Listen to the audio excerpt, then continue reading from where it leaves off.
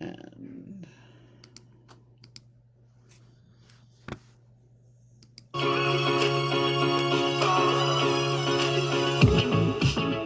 discover your inner goddess and live up to your highest value and most abundant potential. Welcome to Grateful Goddesses, a podcast that empowers you to unleash your inner goddess and take the leap of faith to live your best life. Your guide, Karen Pulver, joins her fellow goddesses in soulful conversations about gratitude, personal growth, authentic living, and a bevy of topics affecting women today. Let's start the show with your host, Karen Pulver. Welcome, everybody. Thank you for joining us on this Wednesday evening, the Wednesday to get over the hump in the week, and you are deciding to take some self-care and join us here on Grateful Goddesses. Some of you are here live in our studio audience on Zoom, and if you would like to be one of those individuals, you can still register. Go to pulver.com and register under Grateful Goddesses, GGTV, and you can join us. You'll be sent a link. And I want to take a moment just to show my gratitude and thank Pulver Network, which is my cousin Lauren and Jeff, for giving me this opportunity and this platform to share all of the things that I've learned and all of the wonderful guests that I've had on the show. So most of you, that I am a mother. Some of you may or may not know that I am also a teacher. I am a podcaster, of course, here we are. And I am becoming a professional coach. So I've learned so much. I'm a learner as well as a teacher. And as a student of life, as we all are, I have just learned so many amazing lessons from not only the guests that have come on my show, my featured goddesses who are here this evening, and I'm pointing to Alyssa and Michelle and the others that join us on a regular basis for the recorded episodes, and on our GGTV, and also in my current course that I'm taking from the Adler School of Psychology located in Toronto, Canada. I am discovering so much about myself, importantly, not only about my clients, but about myself, because if you don't know this, when you're studying to be a coach or a therapist, you have to go through that therapy and that coaching. So I have been coached many times. I've had many issues that I've talked about with my peer coaches, and I've discovered and learned so much. And tonight, I want to share some of those issues, not my issues, but I want to share some of my discoveries rather with you. Something that has stood out the most along this journey, and that I feel that I actually, unfortunately, suffer from the most, is imposter syndrome. And for me, my inner critic, which we're going to talk about tonight, has popped up a lot on my journey. Even tonight, before starting, I was like looking in the mirror. I'm like, I don't have a guest. Wait, I'm the guest. Wait, what? Me. And I was like, okay, well, I'm going to get my mug because I like a mug. We all share mugs of tea or wine. I have water.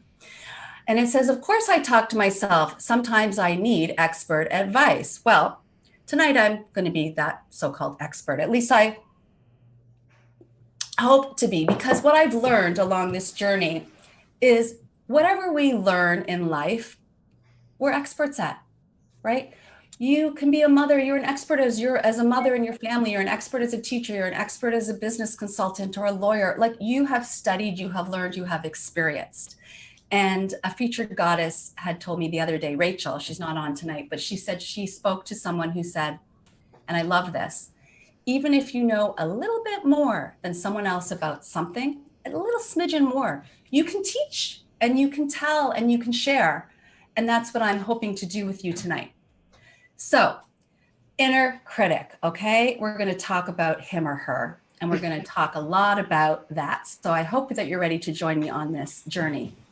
Before we dive right into that discussion, I would like to share a visualization with you. So I would like you to join me, whether you're watching on Facebook Live or Instagram, or you're here in the Zoom live audience. Just put your feet gently on the floor. Make sure they're touching the floor. You may want to take your shoes off to feel the ground. Take a deep breath in and out. Now, I did not make this visualization up. I would like to take credit for it, but it is actually from one of my beautiful guests. Her name is Sarah Marshank. She has developed a concept called selfist tree, not selfish, but selfist tree. I've taken a few of her courses and read her books. And she has gone through this visualization with us. And I think it is just so beautiful and yummy and juicy. I love those words because that's exactly how I felt after doing this visualization with her. And I'm hoping that you'll also feel just a nice feeling afterwards, and we can help to really identify some of the things we're going to talk about. So rest your hands down in your lap, close your eyes, and imagine that you're walking in a beautiful sunlit forest. You're walking through the trees. It's springtime, so the weather is just perfect. And you see in front of you a house. Any type of house that makes you light up anywhere. It can be your home that you lived in before, your current home now, your future home that you imagine. But it's a house, a home. Walk up to that dwelling and go inside. And you're going to walk through. And as you're walking through, you're going to start seeing more of you. What I mean by this is there's many versions of you in this house. There might be younger you. Take a look at her or him. There might be future you. You can just imagine what him or her would look like and act like. There might be happy, excited you. Maybe you're seeing a nervous you. You might see an injured you. All the many different yous that you maybe perhaps have felt before in your life, witnessed before, seen before, or something that perhaps could be in the future, something that maybe you're expecting to happen in your life. Imagine yourself there. It's happened, and it's you. I want you to approach some of these individuals that are you, different versions of you. Don't say anything. Just look at them, walk by them. Take a minute. Now you're going to see some stairs that are going down. So you're going to sort of look behind you, and all the yous are still there, but you're going to walk down the stairs into a really beautiful room. And there's a chair there. It's a really comfy chair. Whatever excites you in comfort. It can be a beanbag chair, an armchair, a recliner, a sofa bed chair. I don't know. Whatever is comfy for you, you're going to sit in it. And you're going to lean back and look up. The ceiling is glass. You can see like a window through it. And now you are looking up at the many different versions of you that you met when you walked into this home.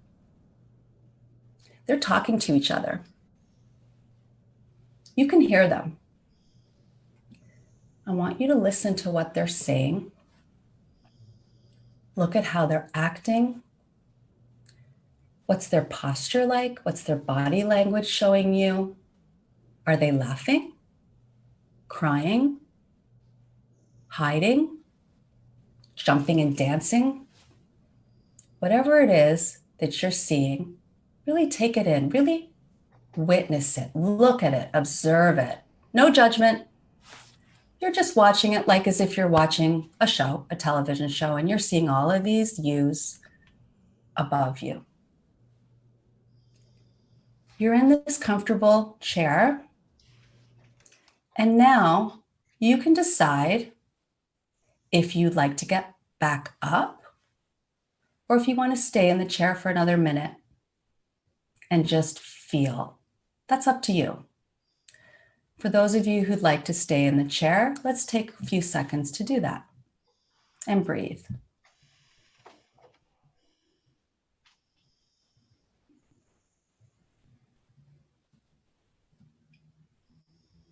Now it's time to leave.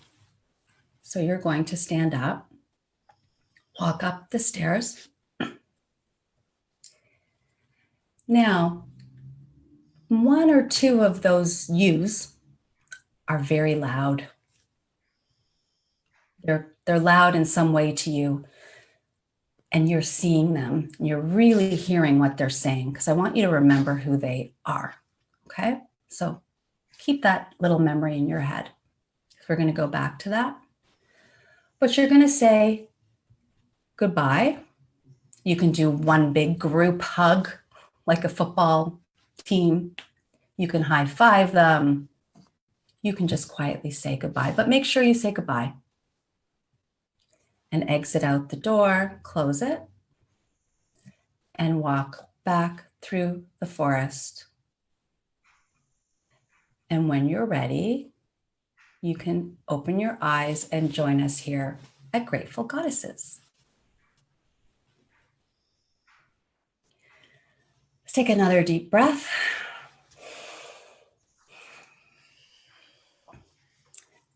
Would anyone like to share how they felt? Or perhaps some of the selves that they met when they were in their home? You just raise your hand. Oh, Michelle. Let's unmute Michelle. Hi. Hi. Thanks for joining us. Thank you. I liked it a lot.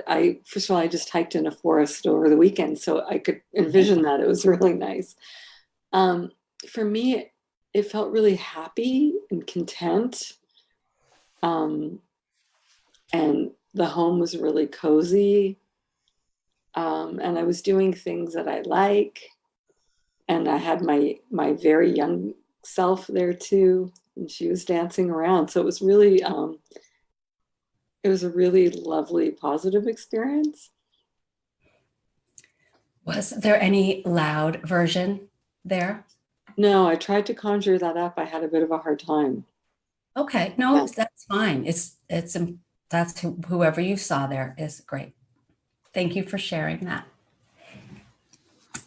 Sometimes when we go into that home and that visualization, there might be an annoying self that you may have encountered, or a criticizing, judgy self.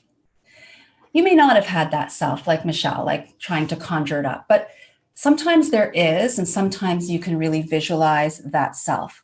But if you didn't in that exercise, let's take a minute just to think about it now. What's the voice in your head that you hear that criticizes you, belittles you, just always has something to say that you're doing wrong? Think about that self. And when you can picture that self or hear that self, raise your hand so I know that you got it. Okay.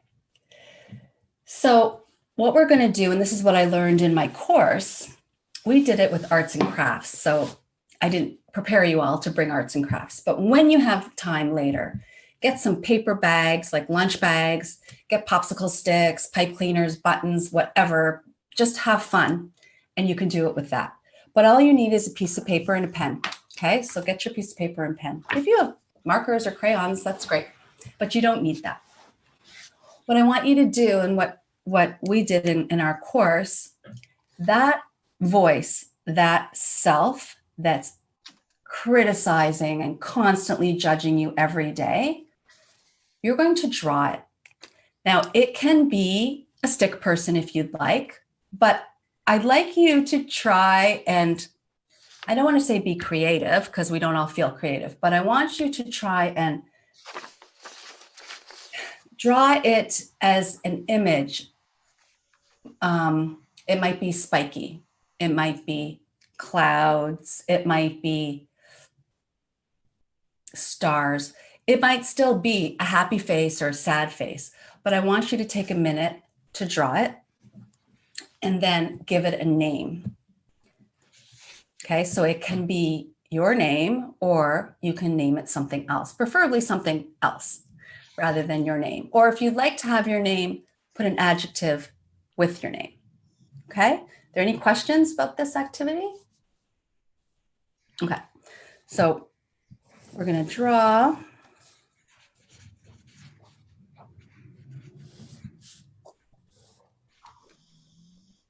And if you're at home watching, you can do this too.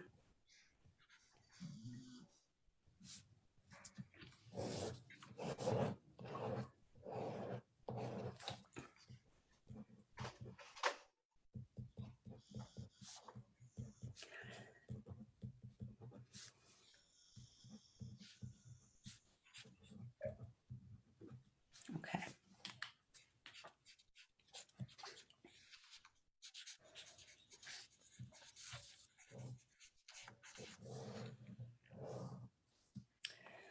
While you're drawing,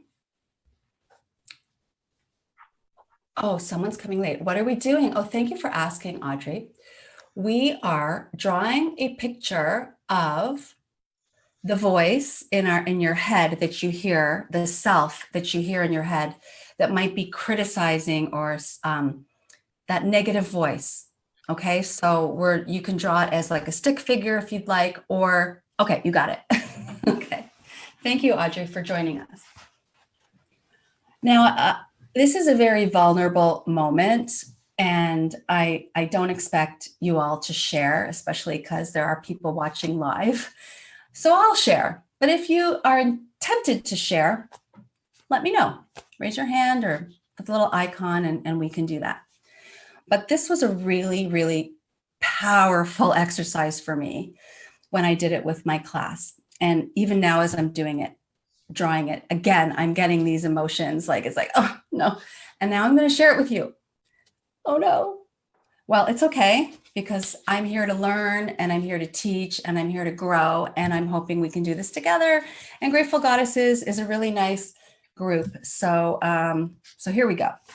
This is shy, silly, stupid Karen. And this little girl is hiding behind an adult's leg, hands covering her mouth, and name is spelled K-E-R-A-N, not K-A-R-E-N.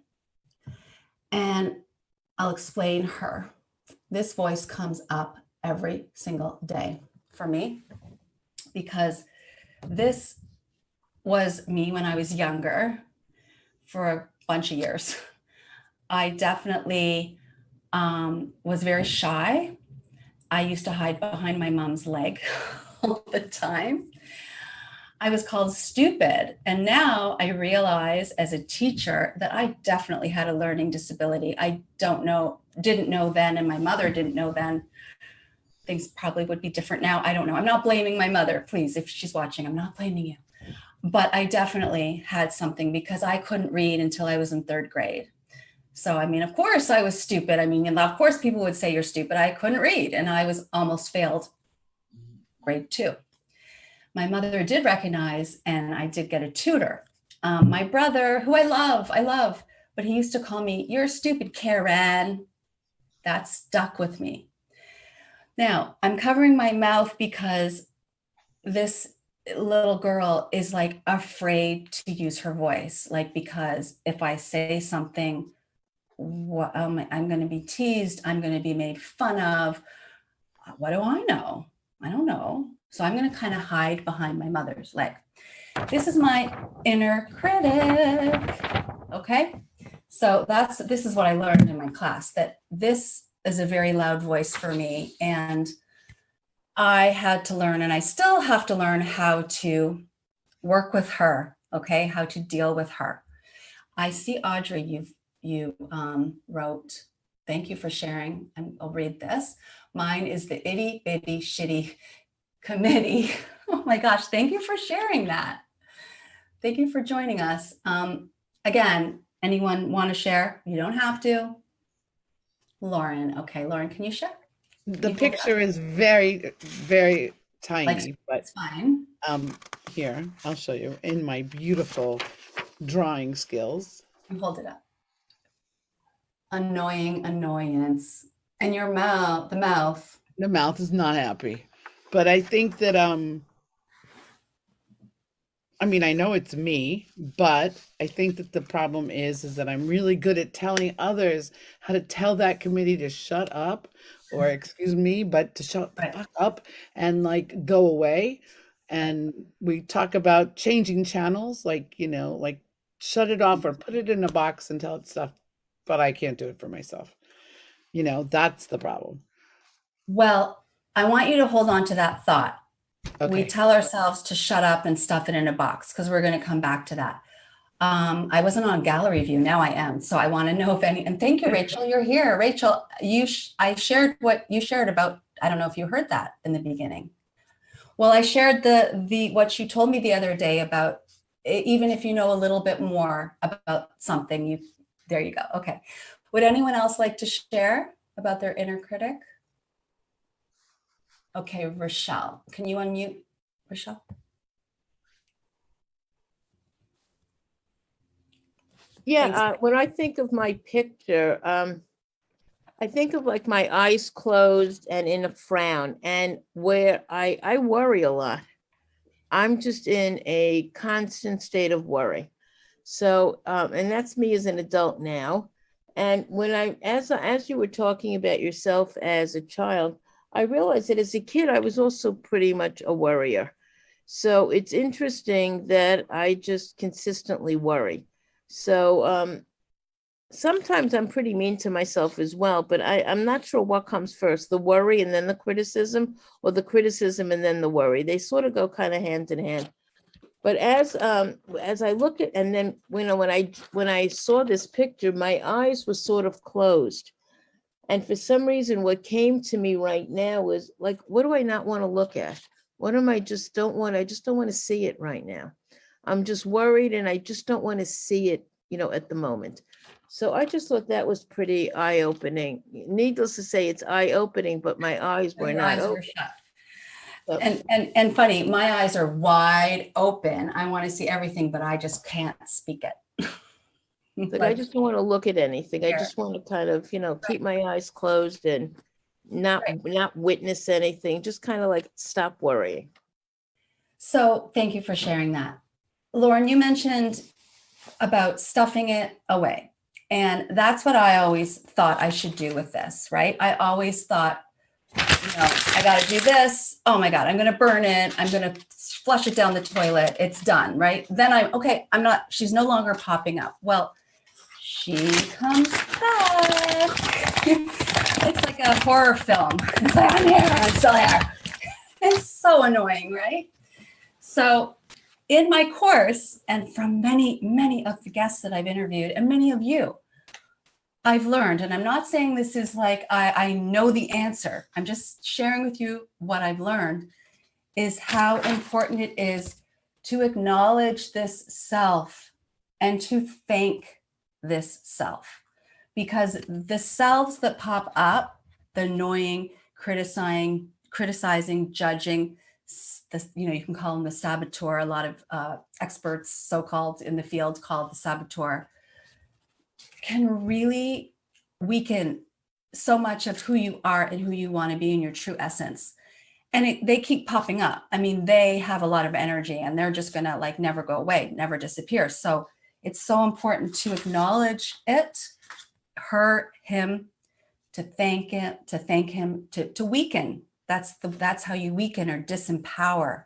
You're not letting this self drive your bus, as Sarah Marshank says. She often says, you know, who's driving your bus? And in the Adler School, they say, who's the conductor? Who's the conductor? I don't want this self to be the conductor, but I do want to tell this self, it's okay. I hear you. You're helping me. You're protecting me, because back then when I spoke, I couldn't read. I mean, I certainly did not look very smart or sound very smart. So this protects me now as an adult, but I've grown up. and I've learned to read, and I teach children to read. So, hey, I can, thank her. Thank you. Thank you for helping me. And I have shared this too.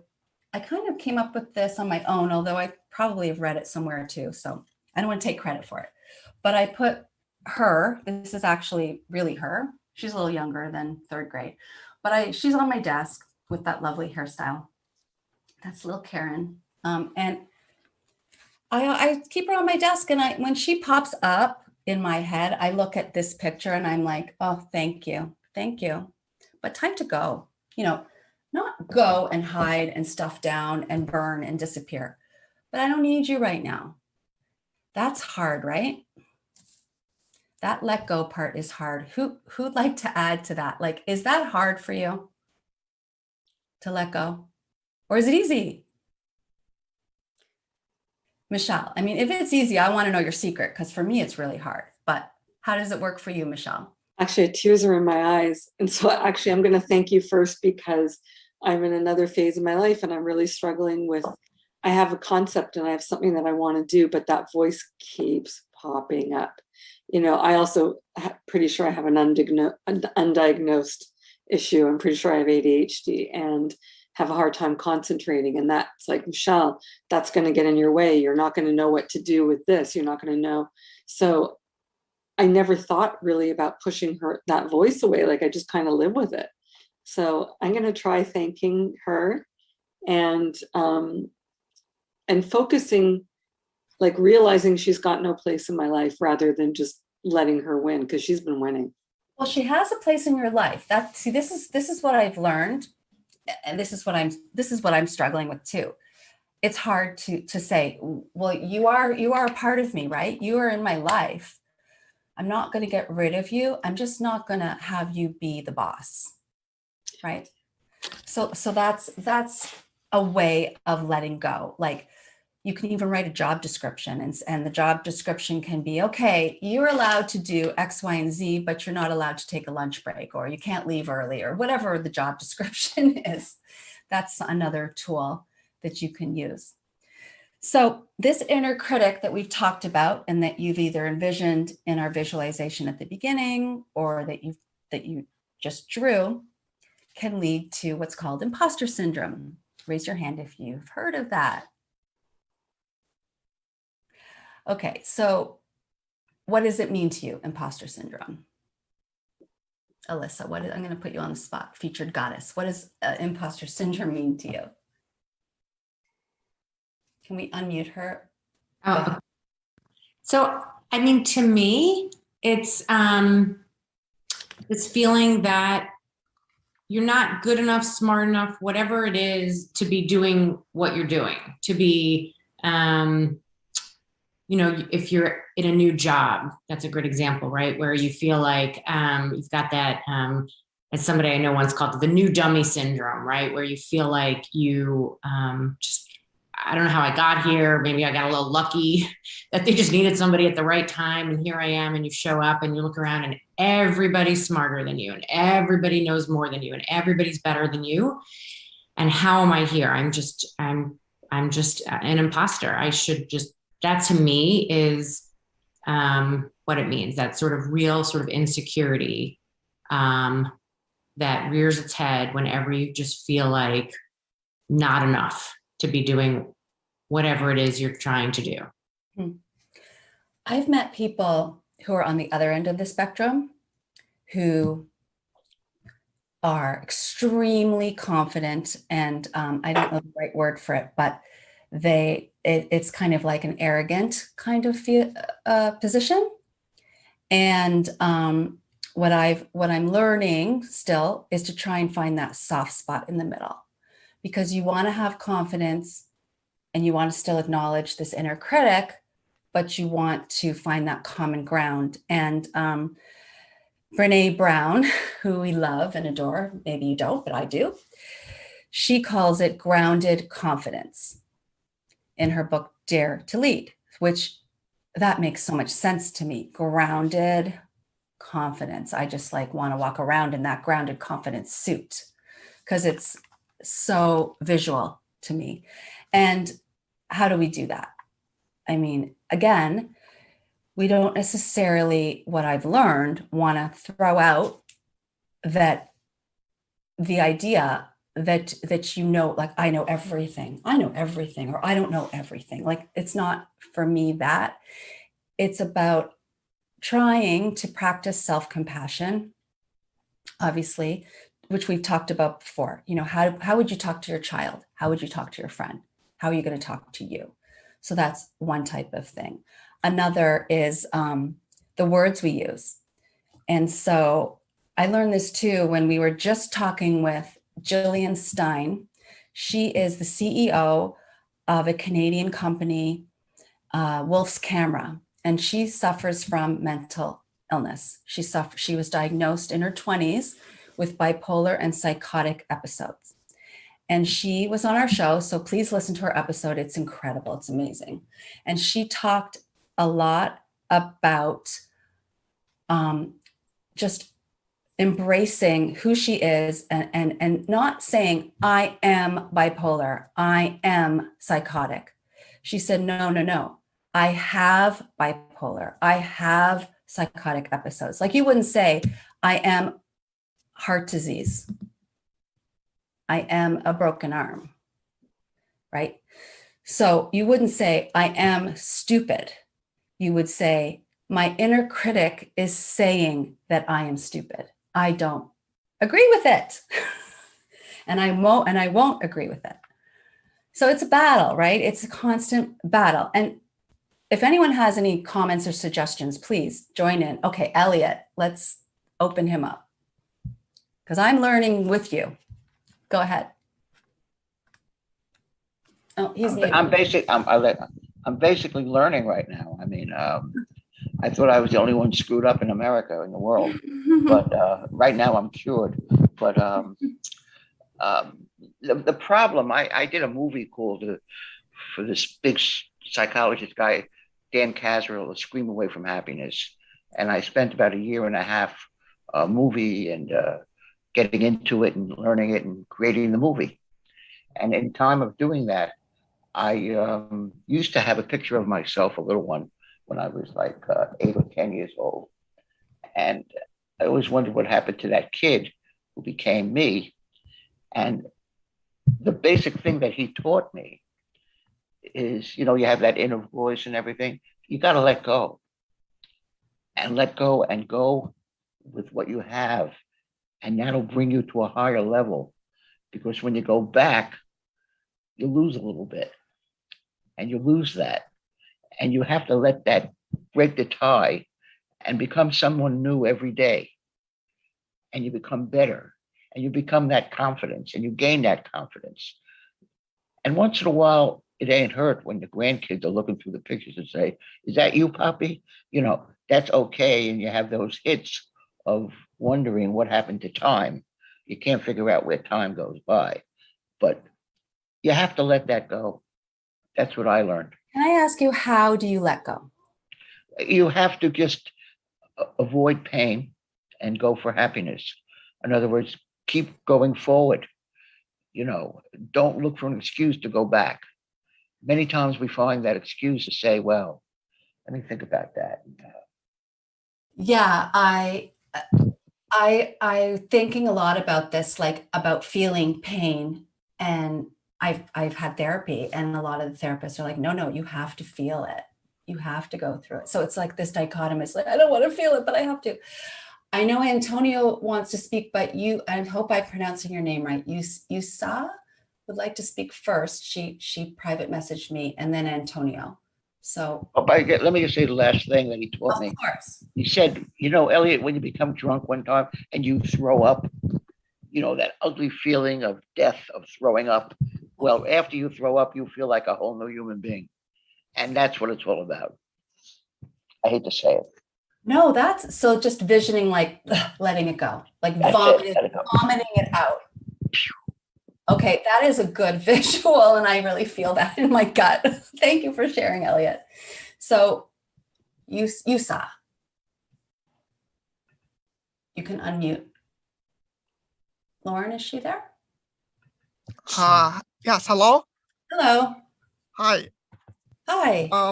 I miss beginning of meeting. Mhm. Where are we talking about? Oh, okay. Well, thank you for coming on. We are talking about our inner critic and imposter syndrome, and that critical voice that we hear inside our head.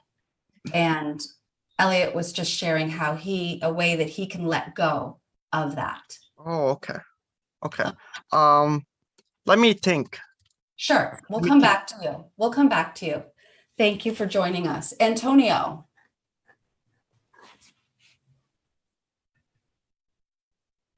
You have to unmute yourself. There you go. Oh, sorry. Thank you. Welcome. Are you there? Oh, sorry. I didn't know how to mute. Okay, you're here. So we're talking about like what voices are inside our head, or like what's going on inside our head, kind of. Yeah. So we're talking about our like a voice that might criticize you or judge you or sabotage you. So that inner critic that might paralyze you from doing something. Do you experience that? Well, you can think about it, and you can. Okay, yeah, I can think of an instance. So there's like a voice inside my head not to like buy Pokemon cards. Okay. Because I like go to GameStop, but like I have a job. I work at Amazon, but like every week I just have this urge to buy more Pokemon cards every single week, and I just get into even more debt. And like I'm in medical school right now, and it's hard to pay the bills when all I'm doing is buying Pokemon cards. And it's like my consciousness is telling me not to buy these cards, but it's kind of like an addiction that I'm dealing with right now. Like I don't know what to do. It's fun in the moment, but then later on, all these voices come in my head, and I just regret everything that I bought, So Yes. Well, thank you for sharing that. And you're not the only one. My son loves Pokemon cards. He's 27. And I often tell him, please save your money because I don't understand all of these cards. But I kind of do because he's involved in them. But that voice, you have to think about it, Antonio, if it is a negative. You're saying like you have your medical school and you're trying to save money. So that might be a negative voice. So it's not about quieting that voice, but honoring that voice. So saying to that voice that's saying, I want to buy Pokemon cards. Well, what do you get out of it, right? You get joy, it's fun. So not like stuffing it down, but just quieting it a little bit. And I think you know that because you mentioned that you have the answer. You are in medical school, you have responsibilities, you have to save money. So I want to just read you a quote by Serena Williams, tennis coach, because we talk a lot too about wanting something, right? So to be able to want something, you must first believe in it, right? We always talk about that, believe. But then you have to add some hard work and everything becomes possible. So this is work. This is hard work, but it's important that we do it because it will help you to move forward. Okay, we're going to move on to the next activity. All you need is a piece of paper and a pen. And we're going to do something that can help you deal with imposter syndrome, something I've also learned in the Adler School of Psychology. And it's called a success inventory. So on the top, you're going to write my successes. And you're going to record, you're going to list, you can think about today or the past week. You're going to record successes that you've had, big or small, okay? Anything, even like you successfully got out of bed this morning. That's a success. That's a win. You brushed your teeth. Think about some things that you did today throughout your week, some small ones, maybe there's big ones, like maybe something really big happened to you. Definitely write that down, write down the small. And then I'll think about, as you're writing this, like, what have you learned along the way? And there's something that I want to share while you're doing that. And I'm really grateful that this viewer is here tonight. Rochelle, thank you for joining us, because as I mentioned at the beginning of the show about imposter syndrome and inner critic, I often don't take compliments very well, especially when it is different than my inner critic, right? So last week on Grateful Goddesses, Rochelle said, thank you for bringing this to us. And I've learned so much. And I said, yeah, okay. Yeah, let's go. And then she said, no, I want you to hear me. And I got a little emotional because I really heard you, Rochelle. And I thank you, because I realized when you refuse to receive credit for your successes, you're really discounting them. You're reattributing them to something else or someone else. And I love doing this. And this is really a passion of mine. And I don't know what's going to happen from it. I just know that it's fun and it's joyous. And I love meeting with you guys every week. And tonight I really wanted to showcase me as the guest. I was nervous. I was like, I don't have a guest. And I said, no, you know what? I'm going to showcase me. I'm on this journey. I am going to be a professional possibilities coach. Okay. And I would love for you to be my client. I have already successfully helped many people find and see their different possibilities that they have in their life. I do not have all the answers. I wouldn't say I'm an expert in your life. You're an expert in your life. I'm an expert in my life, but I can certainly help guide you towards discovering your true potential. So if you would like to work one-on-one with me, you can obviously reach me, Karen at gratefulgoddesses.com. Lauren will type that in the chat. You can also look at my website, which is gratefulgoddesses.com, and you can see the many episodes. I've done now 64 episodes, over 11,000 views. And I'm saying this not to be vain, but I'm saying this because it's time for me to say thank you, but I don't need you right now. I don't need you right now, okay? Because I've done the work and I can help you do your work. So let's get back to our list. And we were writing down our successes because I would love for you to share if you would like to. I may have to pull on my featured goddesses if no one raises their hand though. And they know that because they're on this journey. So, Rochelle would like to share. Rochelle, you should be a featured goddess. Never mind. Join me on my shows. Okay, go ahead. It's funny that you say this because I do also do professional coaching for businesses, and you call it a success inventory. When I start working with a client, the first thing I tell them to do is to get a notebook, and I call it a victory log. And every day or every couple of days, we log our victories. So we log victories that are small and victories that are large, because this is what, April. I'm not going to remember a victory that I had in February. And because I don't remember the victories, it's amazing that when we're critical, the critical screams. It has a very, very loud voice, but the victories are at a whisper. And I just believe as people, we've got to reverse that. We've got to have our victories scream louder than you can imagine and have that inner critic have that little whisper. And one of the ways that I can do it is through the victory log, because when you look at your victory log and you look back at it over time, I kind of look at it and I say, Rochelle, not so bad. You can almost get cocky. It's great. You look at it and you say, you called that guy that angry piece of whatever. You actually had the courage to have a nice conversation and it went well. Yay, you. So I really recognize a lot of the victories, and I think it's really important for all of us to do it because it gives us the ammunition. It's like and I like writing. So I like the fact that it's tactile and I can read it and I can touch it and I can say, what, you go, girl, Rochelle. So just for today, I wrote down small victories. I had a great client session with somebody, which I thought was great. I went to I spoke at a networking group, which was fun. And I sent somebody information on something which they asked me for, which I wasn't in the mood to do. Anytime I deliver on something that I'm not in the mood to do, let me tell you, that's a victory. It could be a small victory, a large victory.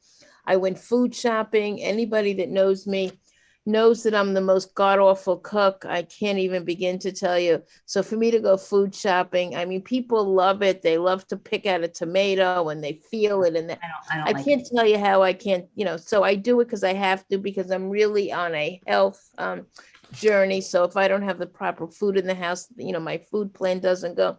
I was so excited that I did that I wove in getting a cucumber. I mean, that's like, oh my God. So it's all these little things add up. And when we look at is it great that, what's the big deal that I made, that I bought cucumbers? It's a big deal because the cucumbers made this, everything that we do, and at least for myself, it has such a ripple effect for the good. So if I bought the cucumber, I made the salad, I had a great lunch, which gave me confidence to make a great dinner.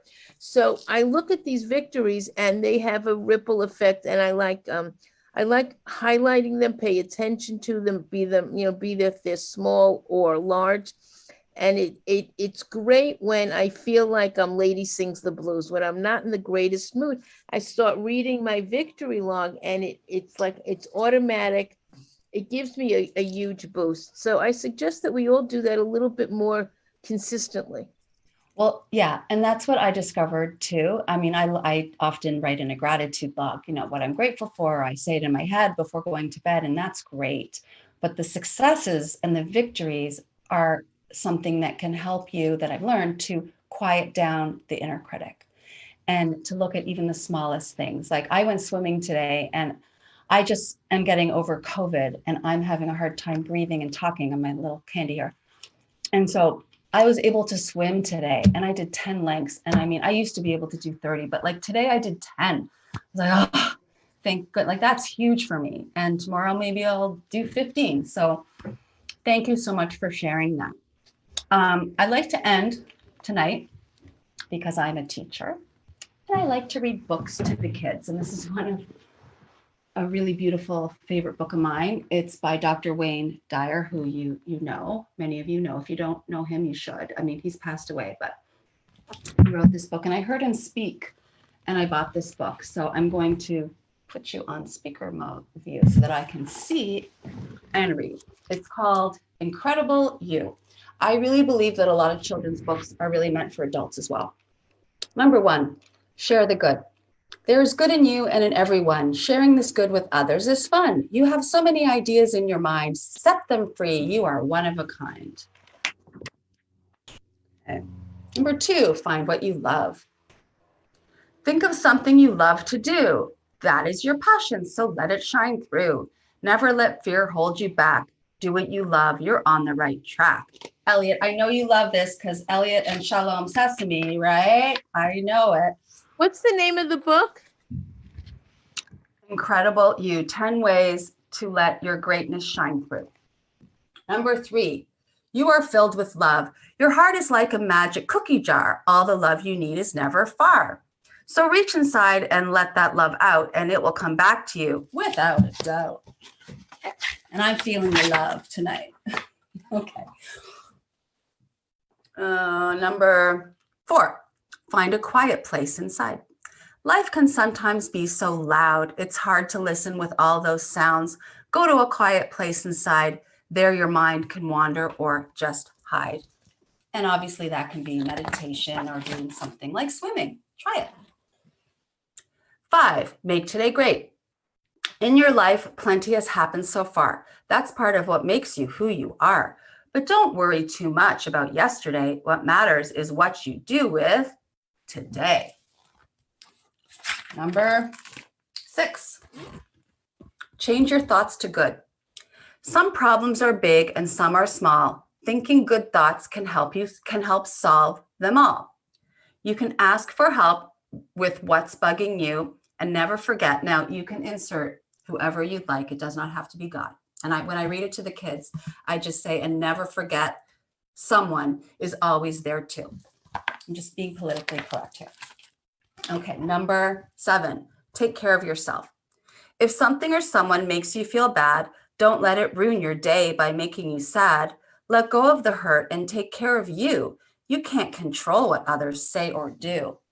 I love this one because I love the pictures. See the girls, like, I feel like this is a 55-year-old woman. Sometimes, like when they're talking behind you, they're talking about me, and then I'm just going to have fun, have my own tea party. Who cares? Okay, number 8, picture what you want. Pretend you are what you'd like to be. Make a picture in your mind so you can see that what you want can come true. If you believe in your heart, it will come to you. But also you have to do some work, according to Serena Williams' coach, okay? Number 9, everyone is special, especially you. There is something on earth that all people share. It's the source of all good and love everywhere. What is this great mystery, you may say? Now, it is, you can insert whatever you want, but it is something that connects us together this way. It is energy that connects us together this way. Number 10, good thoughts give you energy. There's the saboteur. I'm dumb. I can't. I'm scared. Bad thoughts zap your energy. Happy thoughts make you strong and free. It's a choice you make each day. So choose to be happy. That's the way. I'm brave. I can. I'm smart. 1 second, Elliot. So this book is great because then with kids, even 4 and 5-year-olds, I've read this too. You talk to them after. And then a lot of times I do this activity where we draw pictures of self-portraits and what they want to be and who they want to, when they grow up, or what their passions are. So, but I love this. And Elliot, you have a question.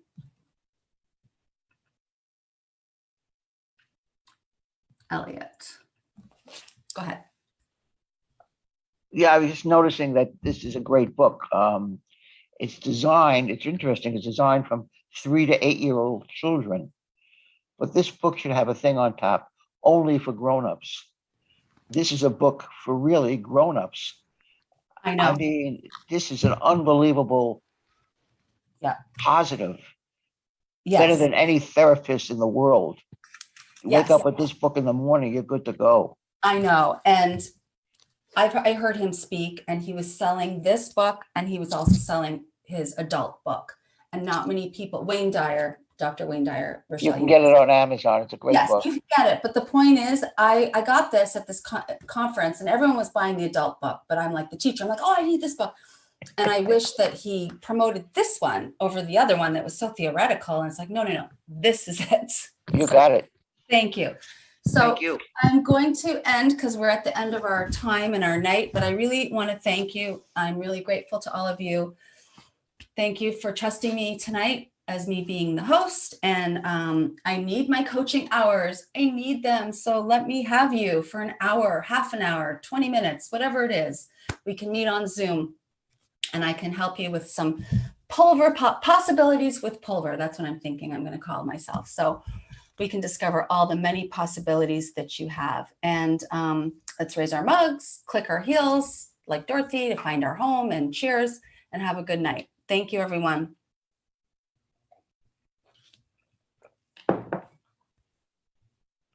Thank you, Karen. It was fabulous. Thank you. Thanks, Rochelle. Recording stopped.